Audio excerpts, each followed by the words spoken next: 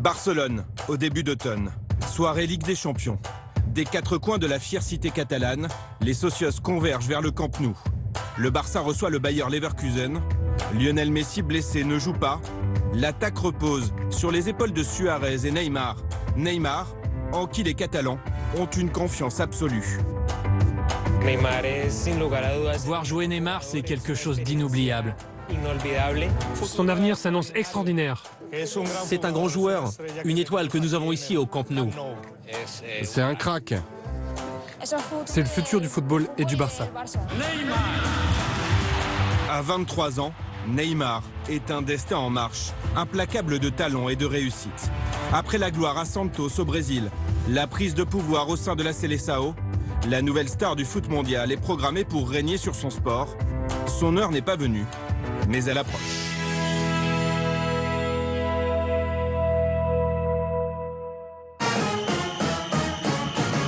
Aí o Neymar protegeu, fez o drible, que lance do Neymar, que golaço!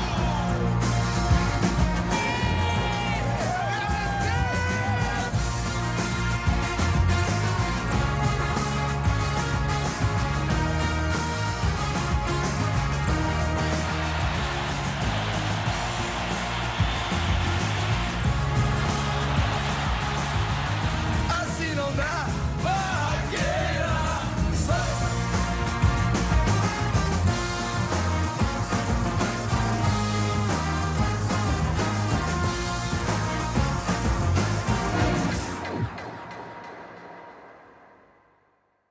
Neymar passou nos testes para jogar futebol de salão.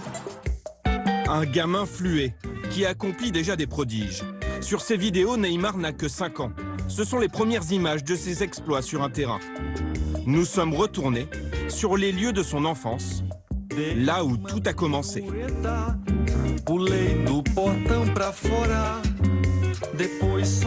Province de Sao Paulo, au Brésil, dans la ville portuaire de Santos. Neymar naît ici en 1992, dans un quartier populaire, loin des favelas et de la délinquance, mais très loin du luxe aussi. Issu d'une famille modeste, il grandit dans les pas de son père, lui-même joueur d'un niveau moyen. Son enfance est heureuse, entouré de ses parents et de sa sœur. Et comme beaucoup de gamins brésiliens, c'est en salle qu'il fait ses débuts dans le football, dans ce club, celui de Grey Metal. Son audace, sa vitesse, c'était ses points forts. En fait, il faisait exactement ce qu'il voulait avec le ballon, il était spontané et il n'avait pas besoin de répéter ses dribbles. Il était imprévisible et les défenseurs ne savaient pas ce qu'il allait inventer. Je lui lançais souvent des paris avant les matchs. Je lui disais, si tu gagnes, tu as le droit à un sandwich en plus. Parfois, son défi, c'était de marquer sur un coup du sombrero. Mais pour lui, c'était facile. Il le fait encore aujourd'hui d'ailleurs. Il passait le ballon par-dessus le défenseur, ne le laissait même pas rebondir, et paf, il la reprenait de volée. Il frappait super bien. Mais son histoire, c'est dans le club mythique de Santos qu'il l'écrit. Mythique parce que c'est ici qu'est née la légende, le roi Pelé. En 2003, Neymar a 11 ans. Au centre de formation de Santos, Betinho le prend sous son aile. J'ai vu un petit garçon de 5-6 ans qui courait dans les allées du stade comme s'il était dans son environnement naturel. Sa motricité était exceptionnelle pour son âge. Il n'était pas fatigué et il a tout de suite attiré mon attention. Et sa réputation fait très vite le tour de la ville. Il marque les joueurs, mais aussi les entraîneurs. Avant même de le diriger chez les jeunes de Santos, Emerson Balio sait très bien qui est Neymar. On avait déjà entendu parler de ce garçon avec un bandeau. Il avait joué contre notre équipe dans un championnat régional à Santos. Il était notre adversaire, donc on le connaissait, mais aussi au championnat d'État de Sao Paulo, où il était connu comme le garçon au bandeau.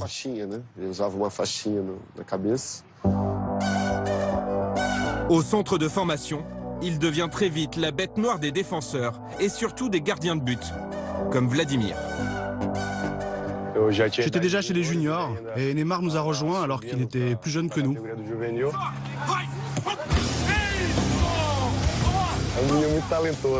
C'est sûr, il est vraiment talentueux. On était habitués à souvent rigoler ensemble. Mais il travaillait beaucoup à l'entraînement. C'est un joueur extrêmement talentueux. Et oui, j'ai souffert dans les buts avec lui, mais les autres gardiens aussi. Gustavo Henrique se souvient aussi d'un bon camarade en dehors du terrain. Il était très marrant, très sympa. Il disait toujours bonjour, c'était quelqu'un de très bien éduqué. En plus, il ne faisait aucune différence entre les joueurs connus et ceux qui ne l'étaient pas. Il traitait tout le monde de la même manière. Il a énormément progressé au cours de ces années, mais il aidait toujours ses coéquipiers, surtout les jeunes joueurs qui passaient professionnels.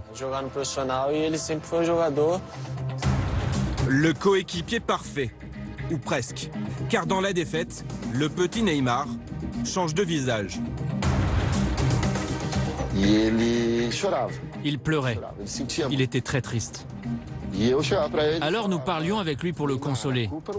Neymar, ça n'est pas ta faute, nous sommes une équipe, tout le monde a perdu. Et lui répondait, tu as dit à lui de faire ça, mais il ne l'a pas fait, tu dois le disputer. Alors nous on réagissait. Mais je ne vais pas le disputer maintenant, Neymar. Lundi, on va parler, on va s'entraîner, on va s'améliorer. Et on va jouer la semaine suivante contre la même équipe. On va se concerter, discuter, et on gagnera contre eux. Mais il continuait de pleurer. Pas de quoi effrayer les grands clubs européens, car le talent est là. 2006, Neymar n'a que 13 ans. Un des plus grands clubs d'Europe, le Real Madrid, l'invite déjà avec son père pour des essais et pourquoi pas un contrat. Paolo Vinicius Coelho est journaliste sportif. Il revient sur cet épisode dans sa biographie de Neymar. Il a passé 2 semaines là-bas. Il a pris des photos avec Ronaldo, Zidane, Robinho et les Galactiques. Pour beaucoup de garçons de son âge, c'est le rêve d'une vie. Pour la première fois de sa vie, Neymar fait face à un dilemme. Avec sa famille, il fait le choix du cœur. Le père de Neymar a raconté que lorsqu'ils sont revenus de Madrid, ils ont reçu une offre très intéressante. Surtout pour un père de famille, mécanicien dans une usine de Santos, avec un salaire modeste. Mais il a demandé à son fils, « Qu'est-ce que tu veux ?»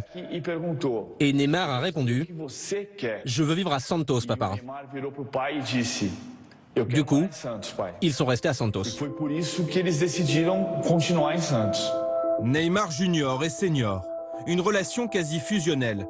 Le père, ancien joueur, suit son fils absolument partout. Ils ont toujours été très proches. Il assistait au match, c'était un vrai supporter. Mais ni lui ni la mère de Neymar n'est jamais venu me parler. Rien sur le jeu, même quand Neymar allait sur le banc pour se reposer ou lorsqu'il ne jouait pas bien. Jamais ils ne sont venus me parler pour me dire de privilégier leur fils. Dans cet enfant si talentueux, le père projette ses illusions perdues et gère la carrière de son fils comme si c'était la sienne. C'est un joueur frustré qui n'a pas réussi. C'est pour ça qu'il a pris soin de la carrière de son fils. Il lui a dit, tu seras un joueur, un bon joueur, pas comme moi. Il a veillé à tout. J'aimais aller au stade avec lui, jouer au football avec lui pendant ses entraînements, mais je ne savais pas très bien ce que ça signifiait d'être un joueur, ni même d'avoir un père footballeur. C'est seulement récemment que j'ai compris ce que mon père représentait. Couvé par son père, ses entraîneurs, tout un club, le prodige va écrire l'une des plus belles pages de l'histoire de Santos.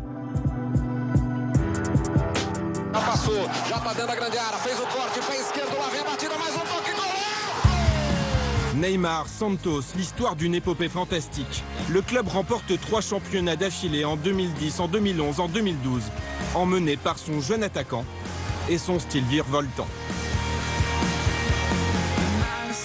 L'attaquant fluet devient la vedette sur le terrain et en dehors. Nous sommes dans le vestiaire juste avant un match. C'est l'heure du petit rituel capillaire. Les coupes de cheveux de Neymar deviennent des buzz. Ces petits supporters font grimper le chiffre d'affaires des coiffeurs de la ville. Felipe Camargo suit Santos pour la chaîne ESPN. Neymar devient la personne la plus importante de toute une ville en quelques mois à peine. C'est évident qu'un garçon qui n'a pas 18 ans a des difficultés pour gérer une ascension aussi rapide.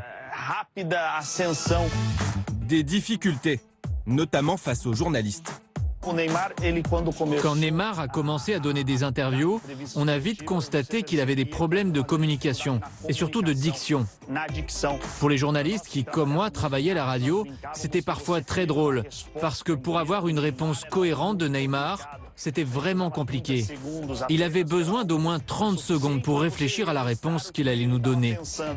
Et dans toutes ses réponses, ses problèmes de diction étaient criants. Luis Álvaro de Oliveira Ribeiro est à l'époque président de Santos. Neymar devient très vite l'objet de toutes les attentions. Son but, en faire l'étendard du club. Nous avons offert une assistance juridique. Nous avons offert du média training. Nous avons offert un coach. Nous avons offert une gestion financière. Les problèmes de diction du joueur sont pris en charge par un orthophoniste personnel. Sur ces images tournées par l'un de ses sponsors, Neymar, décontracté, se laisse filmer juste avant une séance. C'est l'heure de la séance maintenant et c'est off.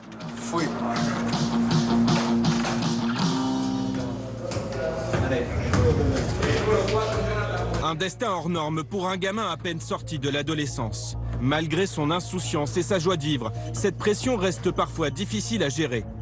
3 septembre 2010, lors d'un sulfureux derby, il franchit la ligne jaune. Il insulte son entraîneur, Dorival.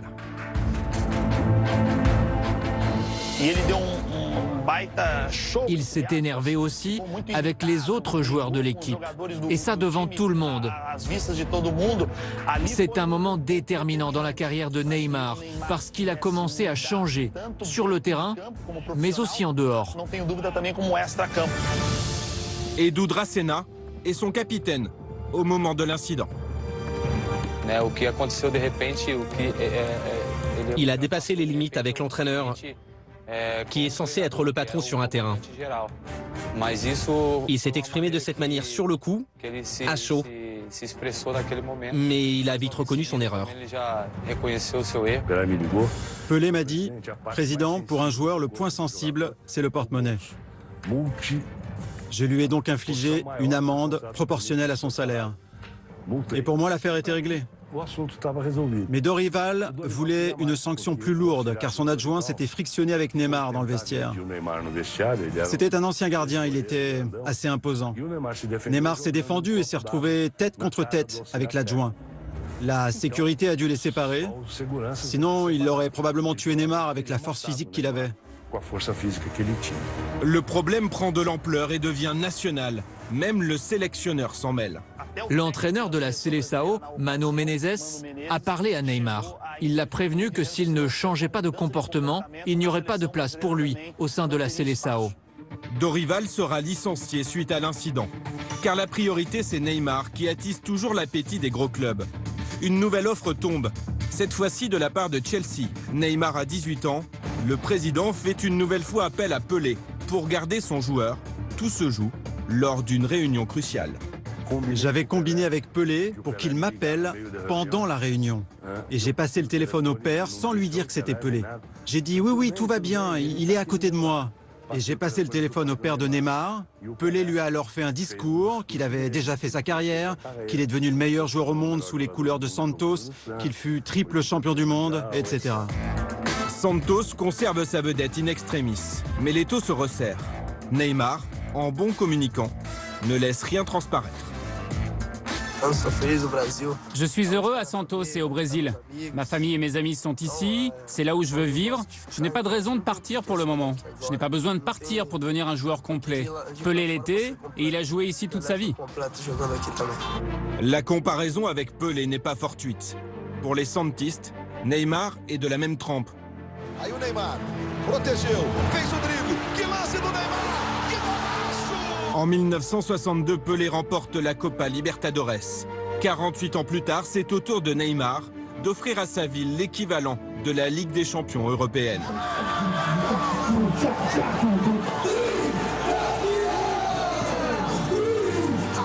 Au cours de cette campagne victorieuse, Neymar marque 6 buts. Au milieu de ses coéquipiers fêtés en héros par toute une ville, il creuse son sillon dans celui de l'icône. Moribond quelques années auparavant, Santos retrouve son lustre d'antan. En 4 saisons, en plus des 3 titres de champion et de la Copa Libertadores, Neymar remporte également une Coupe du Brésil, la Recopa Sudamericana. Et au titre collectif s'ajoutent des exploits individuels. Levitando o jogador do Santos. Aí o Neymar protegeu, fez o drible, que lance do Neymar! En 2011, il remporte le prix Puskás, celui du plus beau but de la saison, toute compétition et tout continent confondu. Cette année-là et la suivante, il reçoit le prix du meilleur joueur sud-américain. 3 saisons de suite, il est aussi désigné meilleur joueur du championnat brésilien. Les récompenses pleuvent, Neymar devient incontournable au Brésil.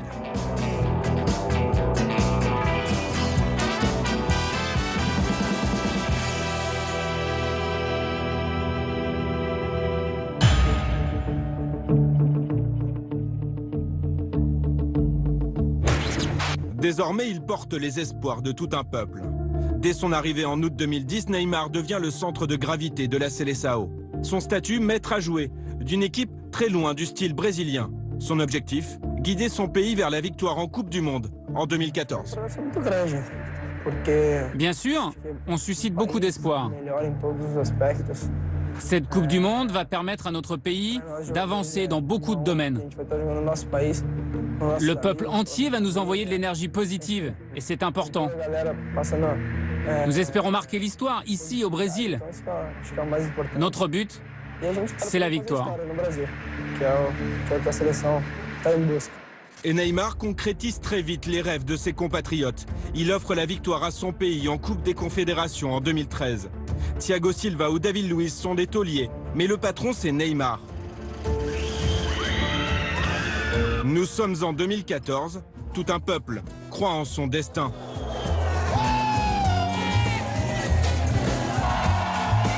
Car pour la première fois depuis 1950, le Brésil accueille la Coupe du Monde, sa Coupe du Monde.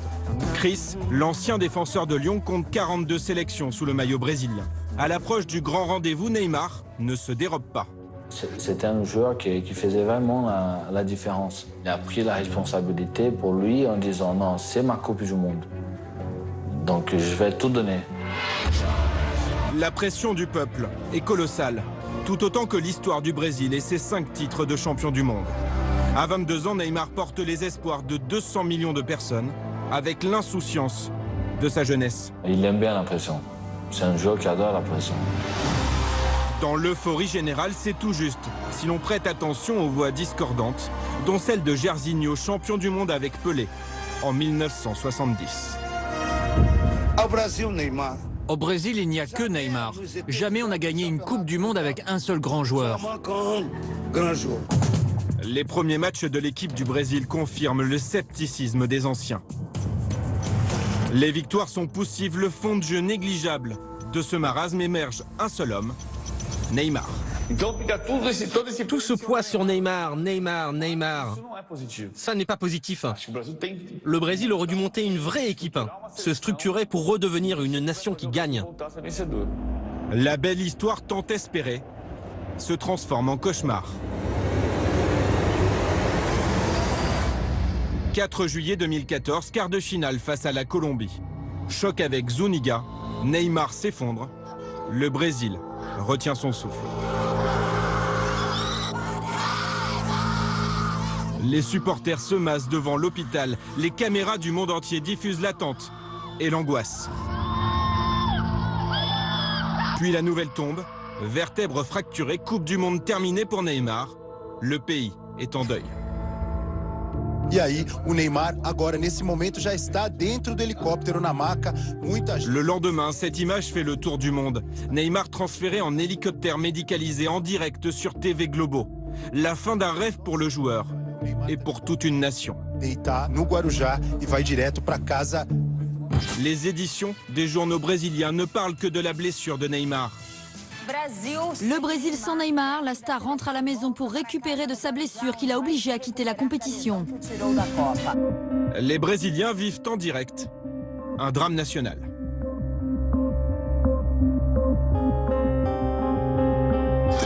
énorme tristesse. Ah, Neymar va nous manquer, c'est sûr. C'est sûr que sans Neymar, ça va être difficile. Les anciennes gloires comme Ronaldo montent au créneau. Le Brésil est unanimement sous le choc. À la télévision, on voit clairement qu'il y a eu une intention de faire mal à Neymar. Ce n'était pas du football. En tout cas, pas une rencontre normale de football. Les Brésiliens pleurent leur héros éreinté, qui finit par se traîner en larmes devant la presse.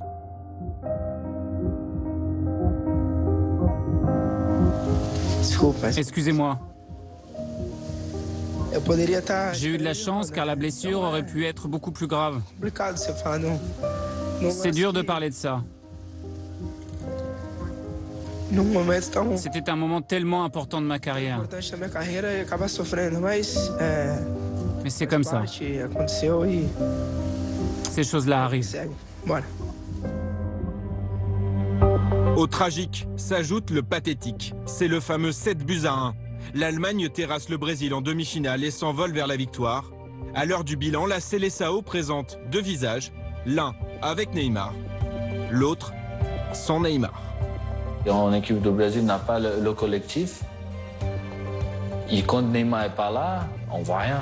C'est vraiment difficile de voir un jeu tactique, un jeu technique. C'est horrible. Et son emprise sur l'équipe nationale va s'accentuer. À l'issue de la Coupe du Monde, Dunga, le nouveau sélectionneur, décide de lui attribuer le brassard de capitaine aux dépens de Thiago Silva. Une promotion express, un pari sur l'avenir. Nous nous sommes dit que nous aiderions Neymar à progresser en le désignant capitaine. Il a ce nouveau rôle dans l'équipe et en assume les responsabilités. Il prend du plaisir quand il est sur le terrain et joue de la même manière que quand il joue avec ses amis. Nous voulons vraiment lui donner la chance d'être encore meilleur avec ce capitanat.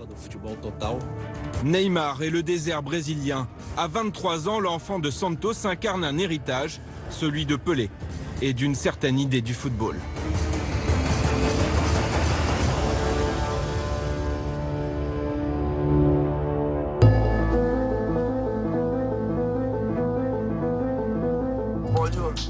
Mon football vient d'ailleurs, vous savez. Il vient du fait que j'ai été fan. J'ai vu mes idoles jouer, j'ai crié dans le stade quand ils marquaient des buts. Ce football venu d'ailleurs, presque un cliché. C'est aussi celui d'un homme qui a marqué l'histoire du sport. C'est le football de Pelé. On le voit comme le roi de foot aujourd'hui au Brésil. Il nous a gagné 3 Coupes du Monde. Son histoire, c'est impressionnant. C'est impressionnant. Deux hommes et un destin presque identique. Au point que le prestigieux magazine Time consacre pour la première fois de son histoire sa une à un athlète brésilien l'année dernière. Le titre, Neymar, le prochain Pelé. Les similitudes sont frappantes. Les deux joueurs construisent leur légende à Santos. Plus fort encore, ils pratiquent le même jeu, celui qu'on appelle le joga bonito. Le joga bonito, c'est ça, c'est prendre la responsabilité, jouer, faire des choses intéressantes pour l'équipe, faire plaisir. Prendre plaisir. Quand il est sur le terrain, n'importe qui est en face, mais il prend plaisir. Sur un terrain, Neymar s'amuse, provoque, dribble, fait le spectacle. Il change de direction très facilement. Il est très intelligent tactiquement. On ne sait pas où il va. S'il va à droite, s'il va à gauche. Il élimine très facilement. Il fait des tours de magie à chaque match. À tout moment, tu penses qu'il va faire une chose, mais il en fait une autre. Le jeu de Neymar, c'est tout simplement l'ADN du football brésilien. Le premier joueur que j'ai vu faire ça, c'était Garrincha. Garrincha, c'était un phénomène parce que le défenseur n'avait aucune idée de la direction qu'il allait prendre. Il avait une habileté avec le ballon, c'était presque magique. Cette aisance technique, il la tient de son excellent jeu des deux pieds. Exemple ici, mars 2015, France-Brésil en amical, Neymar le droitier, marque du pied gauche. Lorsque son père sortait de son travail à l'usine à Santos vers 17 h, il allait directement à l'entraînement voir son fils. Il a raconté qu'un jour sur le terrain, il regardait son fils s'entraîner Neymar avait à l'époque juste 5 ans. Et le ballon est tombé sur son pied gauche. Du coup, il a tiré fort du pied gauche. Alors l'entraîneur appelle le gamin, le repositionne et lui dit « Tu dois contrôler avec ton pied gauche, passer la balle vers ton pied droit et tirer. » Le père n'a pas aimé. À la fin de l'entraînement, il raconte qu'il est descendu sur le terrain et a dit à l'entraîneur « Ne fais plus jamais ça. Il a 5 ans, laisse-le jouer comme il veut. Laisse-le tirer avec le pied qu'il veut. S'il veut tirer du gauche, il tire du gauche. » Autre qualité, son tempérament. Dans les moments importants, Neymar répond toujours présent. Il n'était pas du genre à se plaindre, non. Même s'il n'avait que 13 ans, il venait toujours chercher le ballon pour aider l'équipe. Il ne fuyait pas ses responsabilités, même s'il n'en avait pas vraiment à cet âge-là. Maîtrise technique, nerf d'acier et un sens du dribble parfois perçu comme de l'arrogance. Il jouait pour le plaisir. Il provoquait souvent ses adversaires. Il les démoralisait avec ses dribbles totalement déconcertants. Mais cette filiation avec Pelé, d'autres avant Neymar y ont eu droit comme Robinho, Ronaldo ou Ronaldinho. Alors la comparaison est-elle vraiment pertinente ?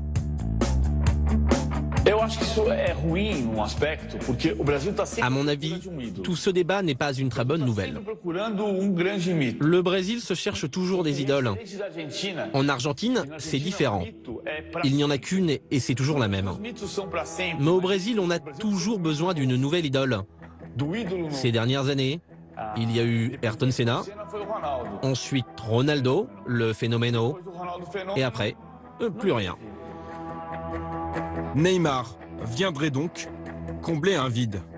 Au niveau de jeu, c'est un joueur qui a déjà fait gagner des titres comme Santos et comme Barcelone. Mais pour vraiment comparer à Pelé, il manque encore la Coupe du Monde, il manque plein de choses. Pelé, c'est 1281 buts en carrière et 3 Coupes du Monde. Un Everest que Neymar ne gravira jamais.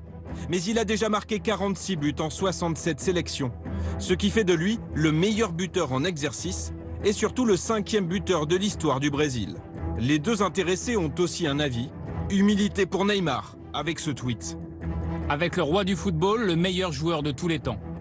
Pour Pelé, Neymar ne sera jamais son égal, mais il lui reconnaît tout de même un bel avenir comme ici en 2014. Ce que vit Neymar en ce moment est complètement différent de ce que j'ai vécu à mon époque.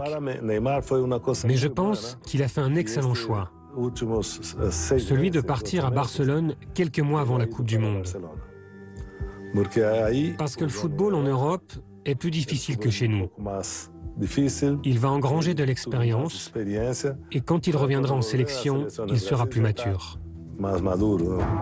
Conquérir le vieux continent, un rêve impossible pour Pelé, interdit de transfert par la junte militaire. Ce rêve, Neymar, lui, est sur le point de le réaliser.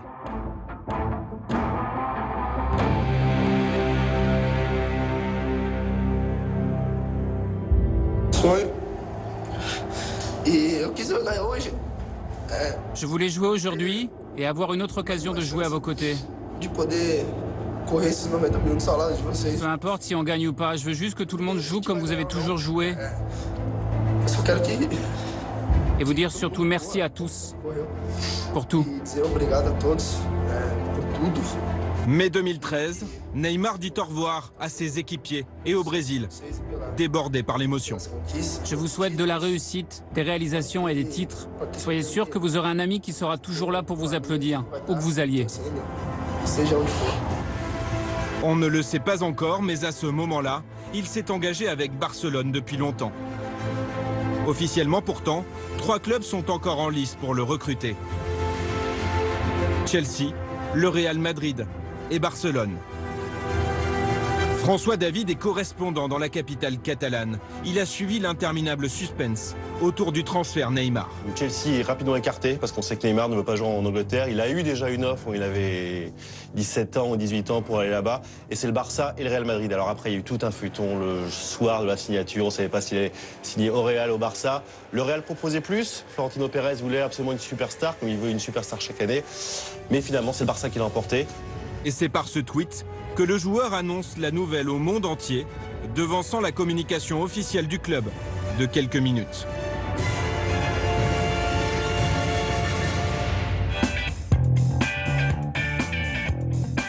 Barcelone réussit le coup de l'année et grille la politesse au Real. Sandro Rosell, le président du Barça, a fait jouer ses puissants réseaux brésiliens pour faire venir l'attaquant, lequel n'a jamais caché avoir un faible pour le club catalan et son identité de jeu. Pour Frédéric Treni, journaliste installé à Barcelone, le club communique tout particulièrement sur ce point. Ça a été un des gros arguments marketing de Sandro Rosell, c'est de dire pourquoi Neymar vient jouer chez nous, il ne va pas au Real Madrid où on lui offrait à peu près la même chose. Parce que nous sommes plus qu'un club, parce que nous sommes le FC Barcelone, parce que nous avons un projet sportif, parce que nous avons Lionel Messi, parce que nous sommes le Barça. Alors, rien n'est trop grand ni trop beau pour l'accueil de Neymar. Médiatiquement, le Barça veut marquer le coup. Les attachés de presse te préviennent que Neymar il va arriver telle heure à l'aéroport, qu'il va être suivi par une caméra de la TV du Barça et que la présentation officielle devant le public du Camp Nou va être tel jour à telle heure. Et là, c'est fantastique parce qu'on voit vraiment l'arrivée d'une superstar. 3 juin 2013, 65 000 socios réservent un accueil historique à leur nouvelle star. Je suis très heureux et très ému d'être un joueur du Barça. C'est un rêve qui se réalise. Merci beaucoup. Soyez bénis et vive le Barça. Cette présentation mémorable au Camp Nou, Edu Polo l'a suivi pour la radio Cadena Ser. Les dernières 15 années, je me souviens, l'arrivée de Saviola a été... Barça venait de 5 années très mauvais, alors ça a été très important. Quand arrivait Ronaldinho, au Neymar, c'est un de moments spéciaux qu'on se souvient toujours. La présentation avec le stade presque plein de gens, c'est des présentations très différentes et qu'on se rappelle toujours. Tout le monde est séduit, même les journalistes. À l'époque, personne ou presque ne relève le montant du transfert, 57 millions d'euros.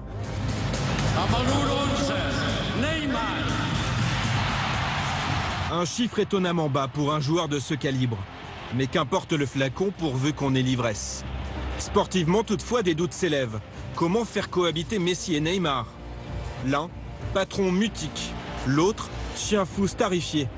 Henry, Eto'o ou Ibrahimovic s'y sont cassés les dents. Johan Cruyff, ancien capitaine et entraîneur de Barcelone, ne cache pas ses réserves. Je ne mettrai pas 2 capitaines sur le même bateau.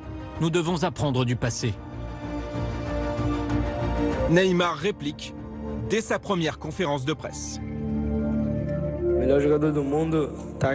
Le meilleur joueur du monde est ici. C'est Messi. Nous sommes 2 joueurs différents. Et moi, je veux simplement prouver que je peux jouer à ses côtés. J'espère que je pourrai l'aider à continuer à être le meilleur joueur du monde. Après les mots, les actes.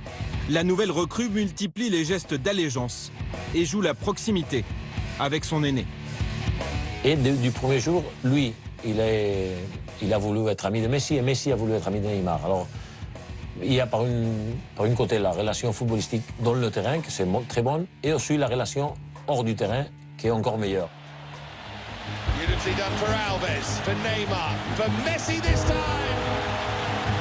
Illustration lors de ce match, face à l'une des meilleures équipes européennes, l'AS Roma. Neymar est passeur décisif pour Messi et ne perd pas l'occasion d'afficher sa franche camaraderie aux caméras du monde entier. Quand il marque un but, il va tout de suite vers Messi. Il l'enlace inévitablement. On sent vraiment qu'il y a une complicité, que Messi a pris son rôle de papa poule du vestiaire avec Neymar très à cœur et qu'il y a vraiment quelque chose entre eux. Mais d'un coup, la première saison du joueur va se compliquer. La faute à un transfert qui devient en quelques mois à peine un feuilleton judiciaire. Le montant du transfert de Neymar à Barcelone au cœur d'un scandale en Espagne. Décembre 2013, Neymar fait à nouveau l'ouverture des JT brésiliens, cette fois-ci pour ce qu'on appelle le Neymargate. À l'origine de l'affaire, Jordi Casés, un modeste socio, qui porte plainte contre Sandro Rosell, soupçonnant des malversations dans le transfert Neymar. Le président est sommé de s'expliquer, de fournir les chiffres exacts. Il s'enfonce dans le mensonge. Ça empoisonne le FC Barcelone au point de faire démissionner Sandro Rosell qui, pendant des mois, a joué la carte du président serein, du président qui avait bien fait les choses, qui a martelé que ce transfert avait coûté 57 millions. Il le martèle encore 3 jours avant sa démission. 23 janvier 2014, le Barça s'enfonce dans la crise. À cet instant, je présente ma démission au poste de président du club de football de Barcelone. Ma décision est irrévocable. Les révélations sur le transfert du Brésilien sont accablantes. Les chiffres auraient été falsifiés, des dessous de table versés. 4 jours plus tard, nouvelle conférence de presse avec Bartomeu, le successeur de Rosell, qui révèle le montage financier. On n'avait jamais vu ça dans le monde du foot, un club qui révèle la cuisine interne d'un transfert aussi gros que celui-ci. Les vrais chiffres, les voici. Aux 57 millions d'euros versés par le Barça, 40 pour le clan Neymar et 17 pour Santos, il faut ajouter 10 millions d'euros de primes à la signature, plus de 2 millions d'euros de commissions pour les agents, 4 millions d'euros pour un contrat de marketing entre Neymar et Barcelone, 2 millions d'euros pour l'Institut Neymar, 2 millions d'euros pour le père de Neymar qui deviendrait recruteur pour le Barça. Enfin, 9 millions d'euros à Santos sous forme d'options d'achat pour 3 joueurs totalement inconnus. Au total, près de 86 millions d'euros. On se rapproche des sommes proposées par le Real Madrid. Et ce n'est pas fini. Le club de son enfance et de ses exploits attaque à son tour. Le joueur est directement visé. Santos réclame que Neymar soit privé de compétition pendant 6 mois pour avoir violé les règles de la FIFA. En cause, la fameuse prime à la signature, 10 millions d'euros versés directement aux joueurs dans le dos du club. Pire, le fisc brésilien réclame 42 millions d'euros au clan Neymar. Sa mère sera même placée en garde à vue. De quoi plomber la vie de l'attaquant à Barcelone. Et pourtant...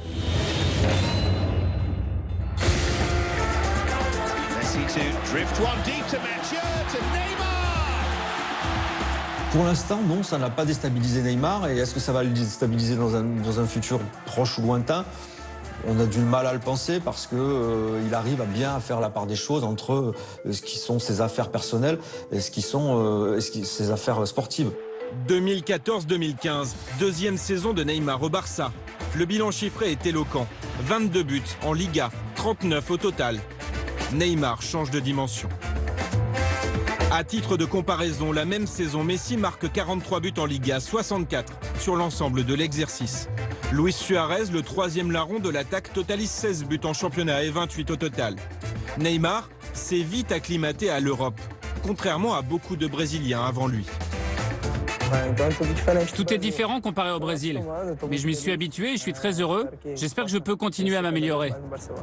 Au début, on avait peur que Neymar n'arrive pas à épurer son jeu. Il arrivait du Brésil où il faisait un petit peu ce qu'il voulait avec des sombreros, des passements de jambes et tout. Là, il s'est quand même adapté super rapidement à l'Europe. En plus, on a appris que c'était un buteur, alors qu'avant, on le voyait plus comme un joueur spectaculaire qui pouvait faire des passes. Mais là, on a vu que c'était vraiment un grand buteur. Le Brésilien a tout de suite compris la discipline européenne. Quand il jouait à Santos, il jouait partout, à gauche, au milieu, comme avant-centre, à droite. À Barcelone, on le voit qu'il est vraiment à gauche. Il ne change pas beaucoup de position. Et ça, c'est trop dur pour un attaquant qui bouge beaucoup. Et lui, il a compris ça. Il respecte la position. En Europe, ils aiment ça. Neymar s'est intelligemment glissé dans le moule barcelonais et pèse même très lourd aujourd'hui dans le jeu proposé par Luis Enrique. Au point de réaliser une performance historique en Ligue des Champions. Il marque à chaque match disputé, depuis le quart de finale aller jusqu'à la finale.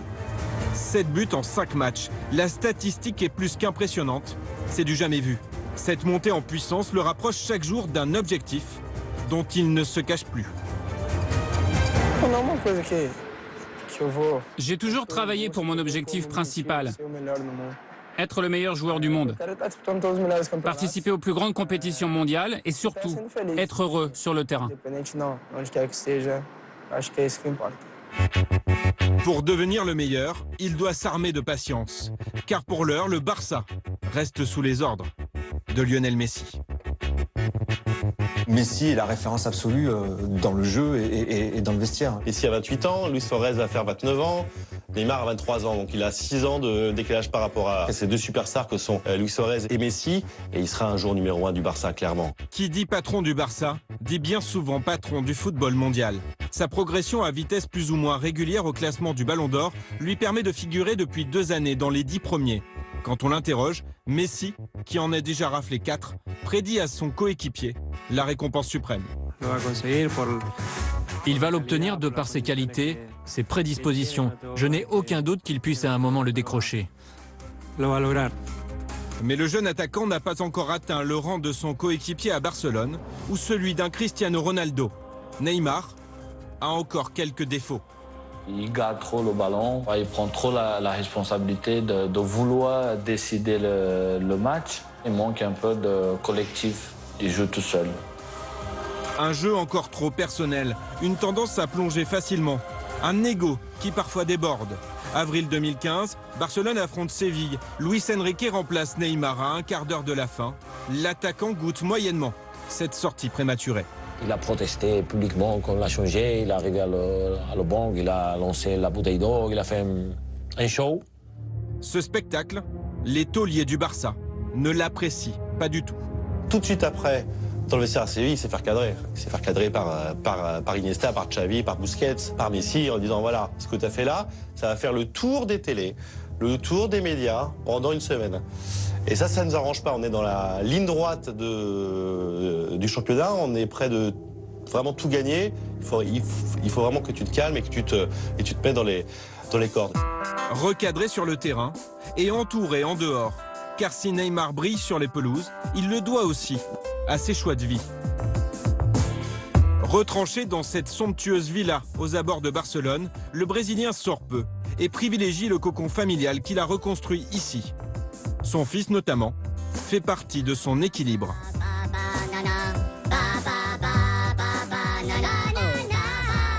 Pourtant séparés, Neymar et la mère ont gardé des liens forts. Elle s'est par exemple installée récemment en Espagne pour que père et fils puissent se voir plus souvent. Il y a aussi les fameux toys.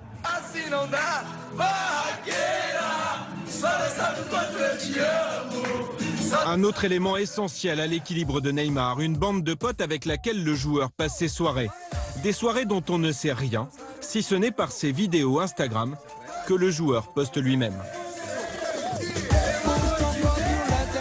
Ils jouent à la PlayStation, ils vont au cinéma, ils jouent beaucoup à poker. Ce sont des amis fidèles, ils sont avec lui depuis qu'il a 6-7 ans et sur qui, surtout, il peut compter. Il sait qu'ils lui parleront franchement. S'il fait un écart aussi de conduite, ils seront avec lui. Ils ne sont pas à lui dire tous les jours « t'es le meilleur, t'es le plus beau ». Il leur cadre bien. Enfin, le proche parmi les proches. Neymar Senior, le père, omniprésent. Il est toujours là, il est presque jamais au Brésil. Il est resté ici à Barcelone, il habite à la même maison, il est très très près de lui, toujours. J'ai une excellente relation avec mon père. Depuis que je suis petit, nous avons toujours été très proches. Cette proximité nous aide dans les choix que nous faisons. C'est ce qui ressort de l'autobiographie de Neymar, écrite à 4 mains et sortie en 2013. Une relation fusionnelle entre le joueur et son père. Papa, tu es mon héros, mon ami, mon conseiller. Je n'ai pas suffisamment de mots pour t'exprimer ma gratitude pour ton amour et ton dévouement. Très tôt, je me suis fixé un objectif, m'occuper de Neymar jusqu'à ce qu'il devienne joueur professionnel. Là, j'aurais réalisé mon rêve. À travers ces lignes, on comprend que ce qui lie les Neymar père et fils va bien au-delà d'une relation filiale banale. Le père est à la fois coach, mentor, agent, gestionnaire de carrière. Je pense que le père de Neymar, jusqu'au moment où il est devenu riche, a très bien géré le fait que son garçon avait avant tout besoin d'être heureux. La question n'était pas de savoir si la famille allait devenir riche, non. La question c'était comment s'organiser pour que ce garçon, à l'énorme potentiel, devienne un joueur de football intelligent qui saura réussir sa carrière. Et le moins que l'on puisse dire, c'est qu'aujourd'hui les choix s'avèrent payants, car la réussite de Neymar n'est pas que sportive. Son nom est associé à des dizaines de marques, à des sponsors qui, grâce à lui, brassent des millions d'euros.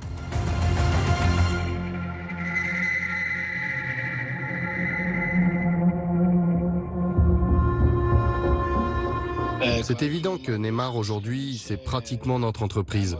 On travaille beaucoup pour lui, mais notre relation père-fils reste la même, grâce à lui et à ce qu'il fait sur le terrain.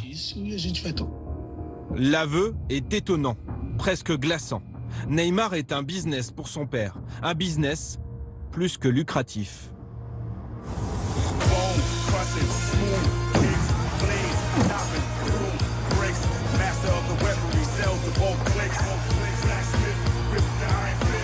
Le plus gros équipementier de football le propulse tête d'affiche de sa campagne publicitaire lors de la dernière Coupe du Monde. Un des jeux vidéo de football les plus vendus au monde en fait son ambassadeur pour l'édition 2016.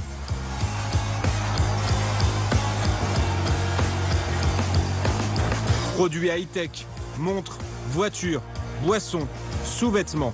Neymar vend tout. VRP de luxe, c'est son deuxième métier. Jean-Philippe Danglade est professeur de marketing sportif. Pour lui, le principal atout du Brésilien, c'est qu'il touche tous les publics. Il plaît énormément aux enfants, il plaît aux adolescents, vraiment son cœur de cible. Il plaît également aux adultes, aux jeunes adultes passionnés par le foot. Il plaît énormément aux femmes également. Les sponsors se bousculent pour adosser leurs produits au nom de Neymar, synonyme de notoriété et d'exotisme. Ce que les marques vont chercher également, c'est quelque part le Brésil. Un pays avec une forte audience, 200 millions d'habitants. 98% des Brésiliens connaissent Neymar. Donc sa notoriété est au sommet. C'est un personnage médiatique important. Jeunesse, fraîcheur, fantaisie. Voilà ce que les sponsors apprécient chez lui. Ces images de Neymar en voiture, Neymar en hélico, dégagent du fun, du plaisir, de la spontanéité. Ces thématiques, le Brésilien les incarne bien mieux que Ronaldo ou Messi, qui prennent soudain un gros coup de vieux. C'est un bel homme, il est spectaculaire, il porte des coupes de cheveux extravagantes. Résultat, comme pour Ronaldo et Messi, mais à 23 ans seulement, les contrats publicitaires de Neymar sont sa principale source de revenus.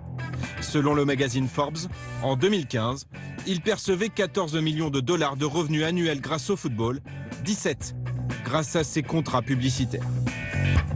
Cette année, le mensuel Sport Pro a désigné Neymar comme le footballeur qui possède le plus gros potentiel marketing au monde. Les médias aussi s'arrachent l'athlète, dont l'aura dépasse largement le seul monde du sport. Neymar est une marque, Neymar est une star.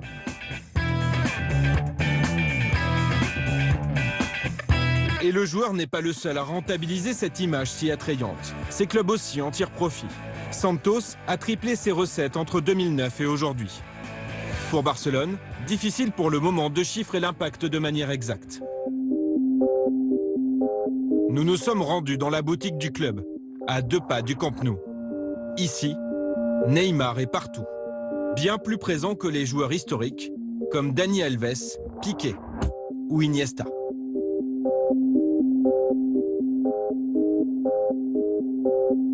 Quand ils ont acheté Neymar, ils savaient déjà ce qu'ils achetaient. C'est pas seulement un joueur, c'est une marque publicitaire, alors ils ont acheté ça. Ils savent qu'ils ont le futur diamant du football à ce moment-là. Et ils savent aussi parfaitement comment l'exploiter. Le Barça a l'habitude de ces joueurs-là, l'habitude des joueurs brésiliens, l'habitude des joueurs très médiatiques. Mais ce que Barcelone est aussi allé chercher chez Neymar, c'est un joueur 2.0. Le Brésilien ne se contente pas de vendre son image au plus offrant, il la gère, essentiellement via les réseaux sociaux.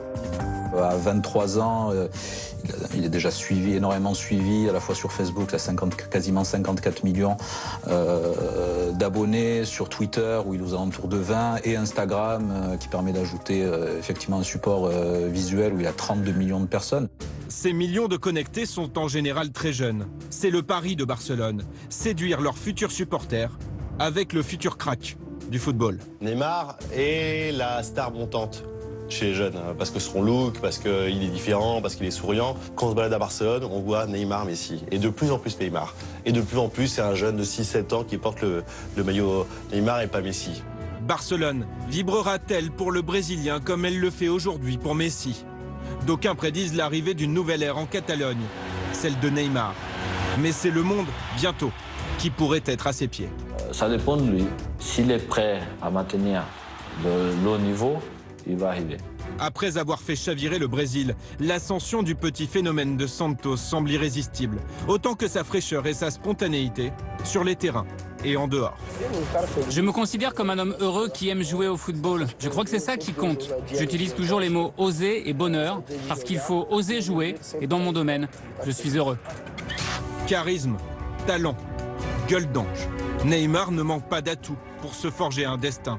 Je pense qu'il va marquer l'histoire. Marquer l'histoire, comme un autre roi avant lui. Mais les rois sont faits pour être détrônés.